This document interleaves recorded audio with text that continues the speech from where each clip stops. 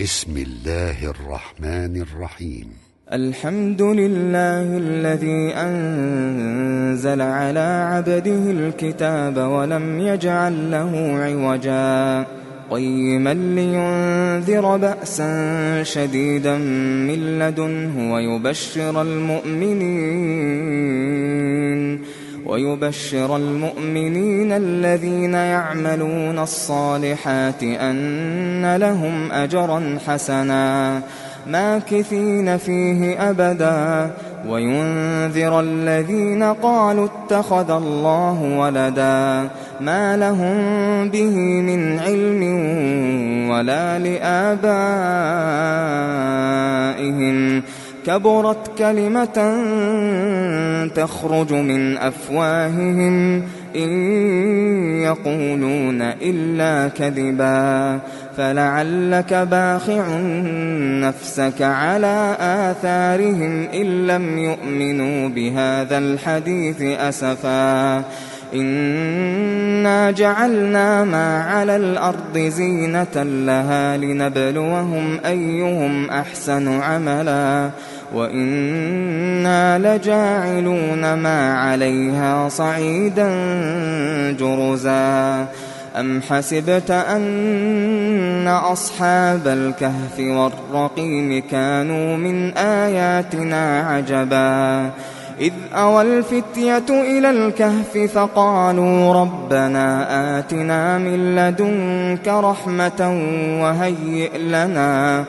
وهيئ لنا من أمرنا رشدا فضربنا على آذانهم في الكهف سنين عددا ثم بعثناهم لنعلم أي الحزبين أحصى لما لبثوا أمدا نحن نقص عليك نبأهم بالحق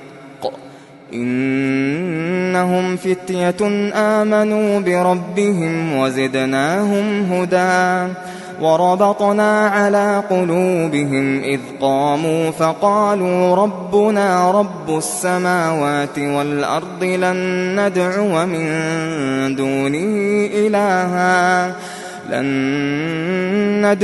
من دونه إلها لقد قلنا إذا شططا هؤلاء قومنا اتخذوا من دونه آلهة لولا يأتون عليهم بسلطان بين فمن أظلم ممن افترى على الله كذبا وإذ اعتزلتموهم وما يعبدون إلا الله فأووا إلى الكهف ينشر لكم ربكم من رحمته ويهيئ لكم من أمركم مرفقا وترى الشمس إذا طلعت تزاور عن كهفهم ذات اليمين وإذا غربت تقرضهم ذات الشمال وهم في فجوة منه ذلك من آيات الله من يهد الله فهو المهتد ومن يضلل فلن تجد له وليا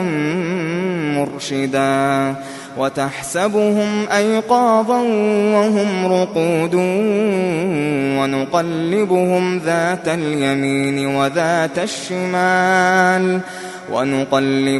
ذات اليمين وذات الشمال وكلبهم باسط ذراعيه بالوصيد لو اطلعت عليهم لوليت منهم فرارا ولملئت منهم رعبا وكذلك بعثناهم ليتساءلوا بينهم قال قائل منهم كم لبثتم قالوا لبثنا يوما أو بعض يوم قالوا ربكم أعلم بما لبثتم فابعثوا أحدكم بورقكم هذه إلى المدينة فلينظر أيها أزكى طعاما فليأتكم برزق منه وليتلطف ولا يشعرن بكم أحدا إنهم إن يظهروا عليكم يرجموكم أو يعيدوكم في ملتهم ولن تفلحوا إذا أبدا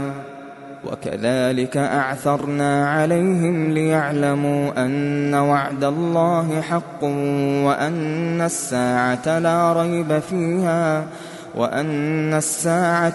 ريب فيها إذ يتنازعون بينهم أمرهم فقالوا ابنوا عليهم بنيانا ربهم أعلم بهم قال الذين غلبوا على أمرهم لنتخذن عليهم مسجدا سيقولون 3 رابعهم كلبهم ويقولون 5 سادسهم كلبهم رجما بالغيب ويقولون 7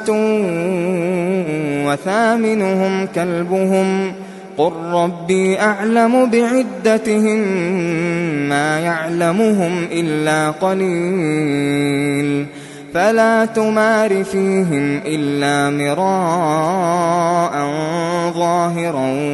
ولا تستفت فيهم منهم أحدا ولا تقولن لشيء إني فاعل ذلك غدا إلا أن يشاء الله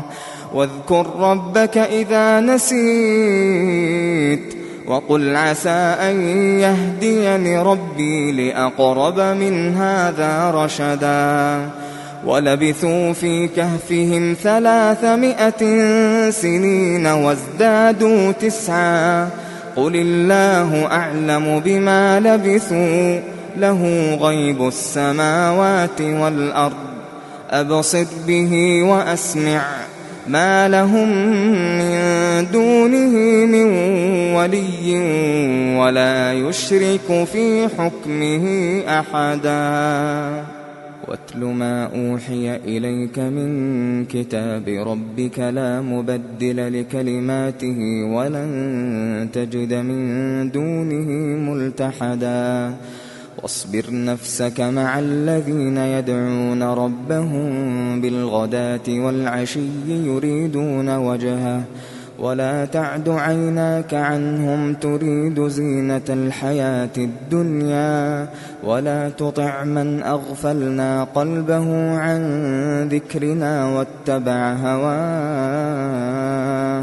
واتبع هواه وكان أمره فرطا وقل الحق من ربكم فمن شاء فليؤمن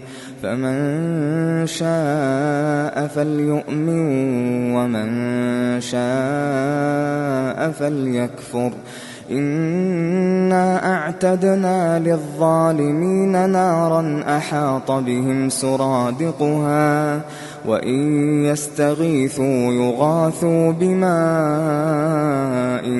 كالمهل يشوي الوجوه بئس الشراب وساءت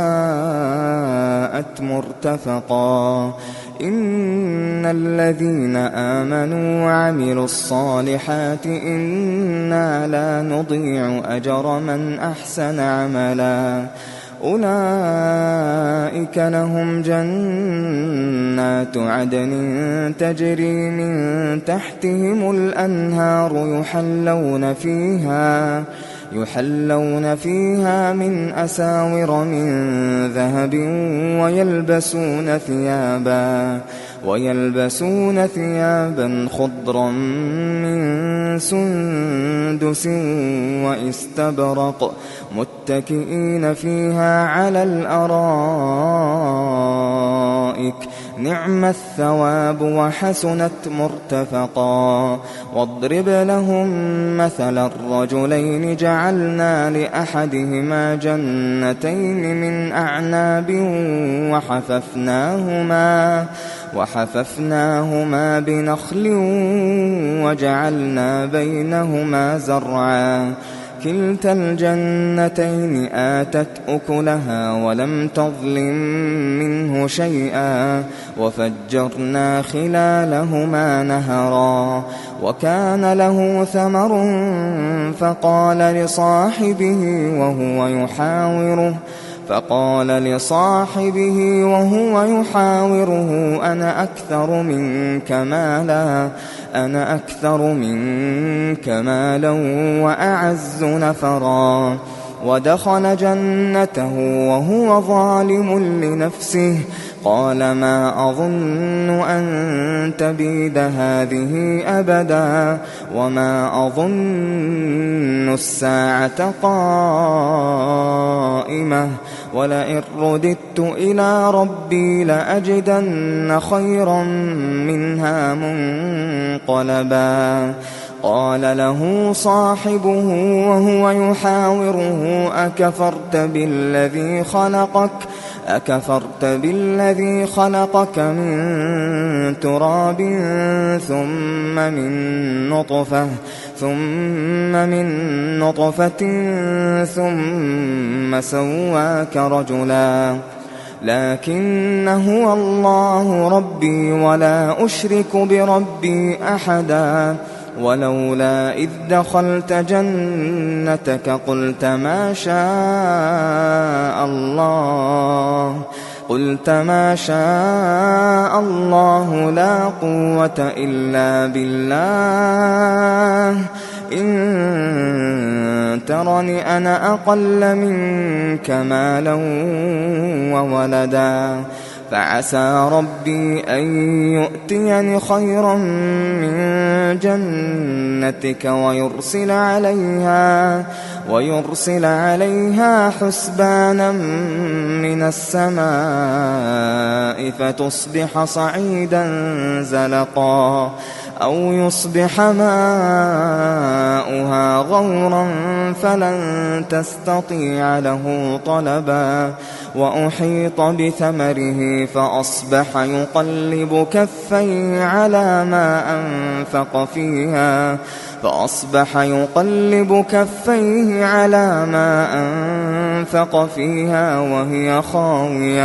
وهي خاوية على عروشها ويقول يا ليتني لم أشرك بربي أحدا ولم تكن له فئة ينصرونه من دون الله وما كان منتصرا هنالك الولاية لله الحق هو خير ثوابا وخير عقبا واضرب لهم مثل الحياة الدنيا كماء إن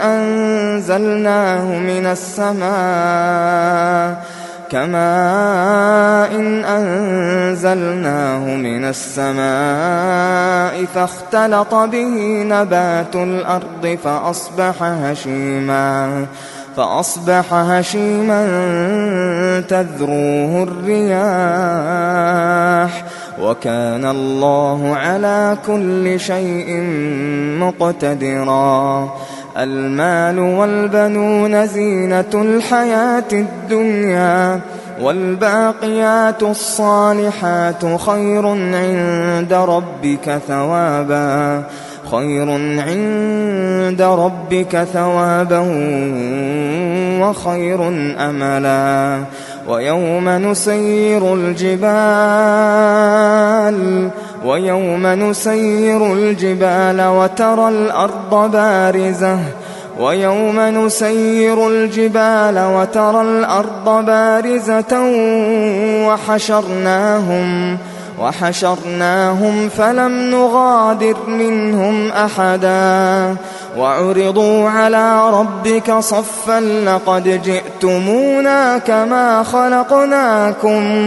لقد جئتمونا كما خلقناكم أول مرة بل زعمتم أن لن نجعل لكم موعدا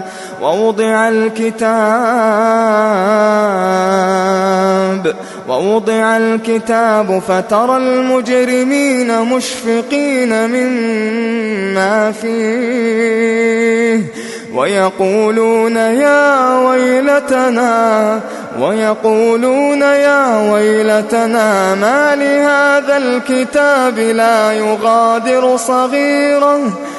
ما لهذا الكتاب لا يغادر صغيرة ولا كبيرة إلا أحصاها ووجدوا ما عملوا حاضرا ولا يظلم ربك أحدا وإذ قلنا للملائكة اسجدوا لآدم فسجدوا إلا إبليس كان من الجن ففسق عن أمر ربه أفتتخذونه وذريته أولياء من دوني وهم لكم عدو بئس للظالمين بدلا ما أشهدتهم خلق السماوات والأرض ولا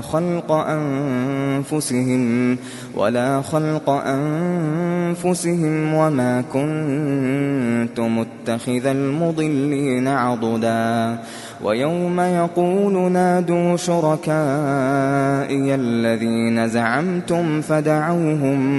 فدعوهم فلم يستجيبوا لهم وجعلنا بينهم موبقا ورأى المجرمون النار فظنوا أنهم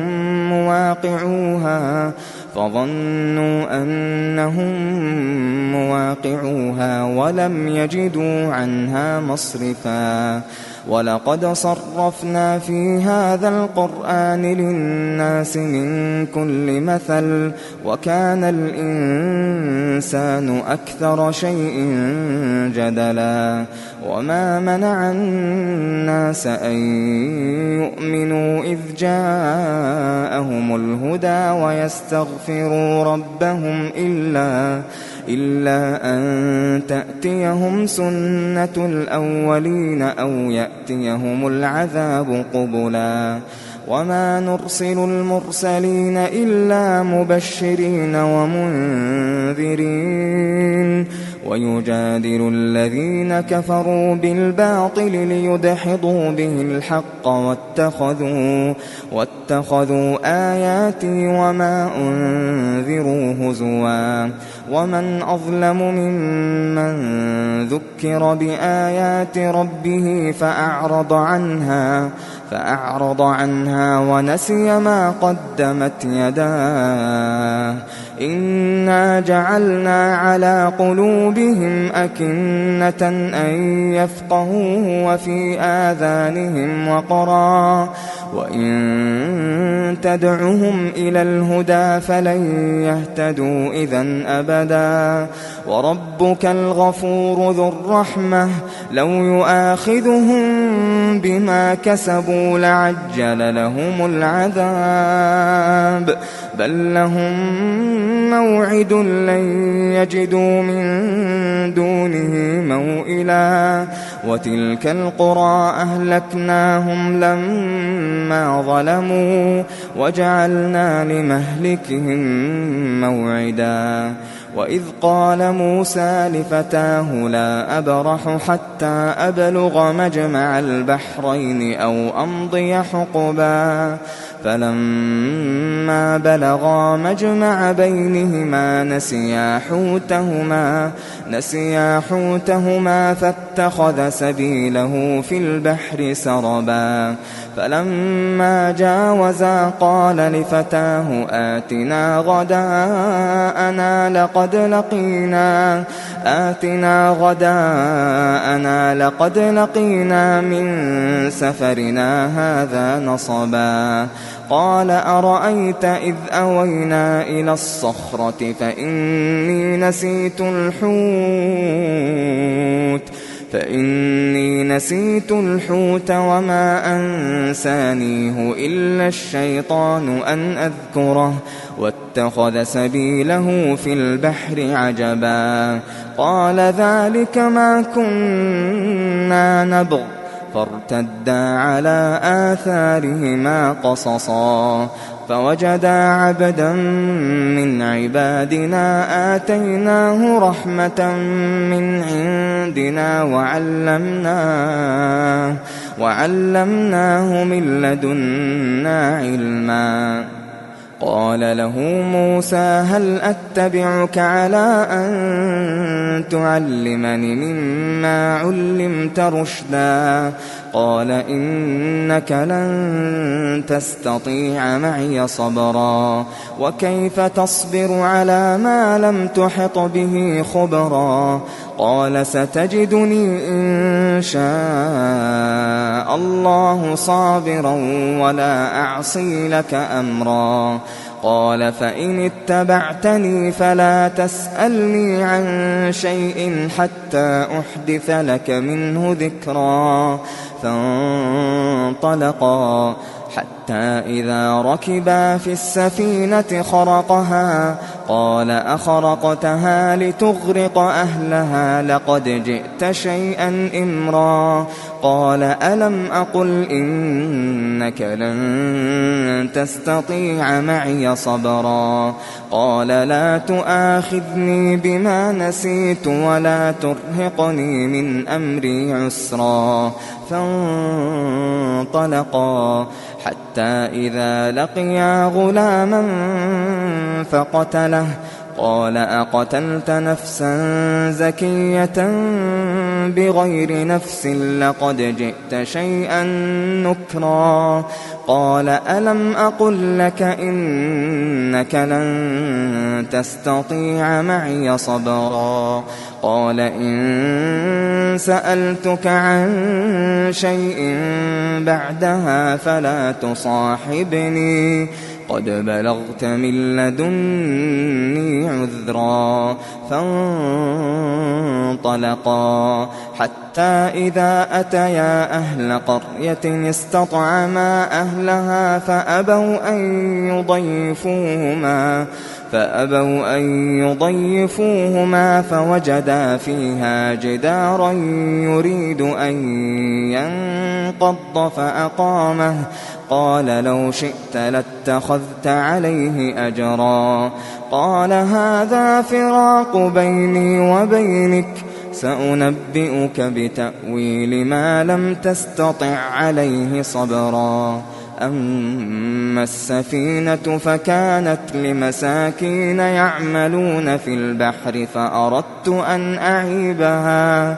وكان وراءهم ملك يأخذ كل سفينة غصبا وأما الغلام فكان أبواه مؤمنين فخشينا أن يرهقهما طغيانا وكفرا فأردنا أن يبدلهما ربهما خيرا منه زكاة وأقرب رحما وأما الجدار فكان لغلامين يتيمين في المدينة وكان تحته كنز لهما وكان أبوهما صالحا فأراد ربك أن يبلغا أشدهما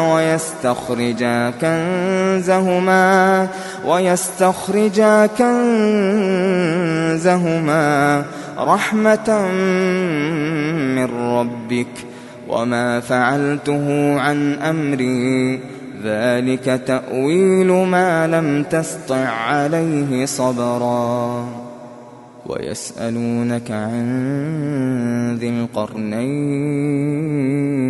قل سأتلو عليكم منه ذكرا إنا مكنا له في الأرض وآتيناه من كل شيء سببا فأتبع سببا حتى إذا بلغ مغرب الشمس وجدها تغرب في عين حمئة ووجد عندها قوما قلنا يا ذا القرنين إما أن تعذب وإما أن تتخذ فيهم حسنا قال أما من ظلم فسوف نعذبه ثم يرد إلى ربه فيعذبه عذابا نكرا وأما من آمن وعمل صالحا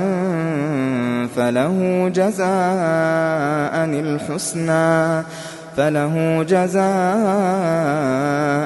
الحسنى وسنقول له من أمرنا يسرا ثم أتبع سببا حتى إذا بلغ مطلع الشمس وجدها تطلع على قوم لم نجعل لهم من دونها سترا كذلك وقد أحطنا بما لديه خبرا ثم أتبع سببا حتى إذا بلغ بين السدين وجد من دونهما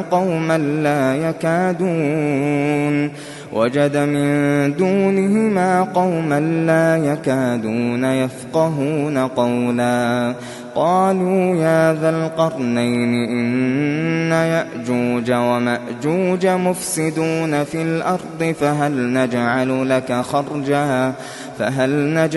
لك خرجا على أن تجعل بيننا وبينهم سدا قال ما مكني فيه ربي خير فأعينوني بقوة أجعل بينكم وبينهم ردما آتوني زبر الحديد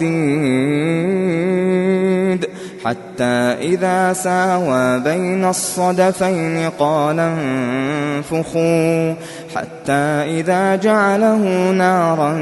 قال آتوني أفرغ عليه قطرا فما استطاعوا أن يظهروه وما استطاعوا له نقبا قال هذا رحمة من ربي فإذا جاء وعد ربي جعله دكا وكان وعد ربي حقا وتركنا بعضهم يومئذ يموج في بعض ونفخ في الصور فجمعناهم جمعا وعرضنا جهنم يومئذ للكافرين عرضا الذين كانت أعينهم في غطاء عن ذكري وكانوا لا يستطيعون سمعا أفحسب الذين كفروا أن يتخذوا عبادي من دوني أولياء إنا أعتدنا جهنم للكافرين نزلا قل هل ننبئكم بالأخسرين أعمالا الذين ضل سعيهم في الحياة الدنيا وهم يحسبون أنهم يحسنون صنعا أولئك الذين كفروا بآيات ربهم ولقائه فحبطت أعمالهم فلا نقيم لهم يوم القيامة وزنا ذلك جزاؤهم جهنم بما كفروا واتخذوا آياتي ورسلي هزوا إن الذين آمنوا وعملوا الصالحات كانت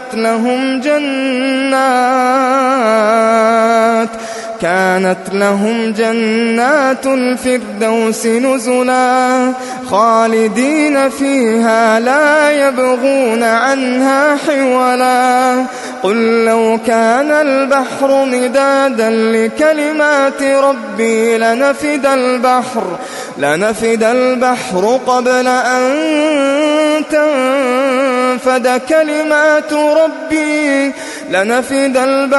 قبل أن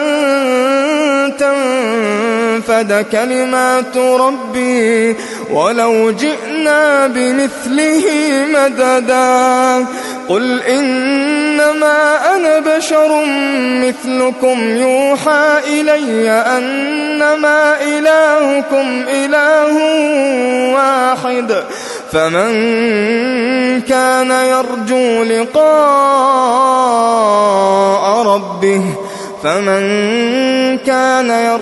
لقاء ربه فليعمل عملا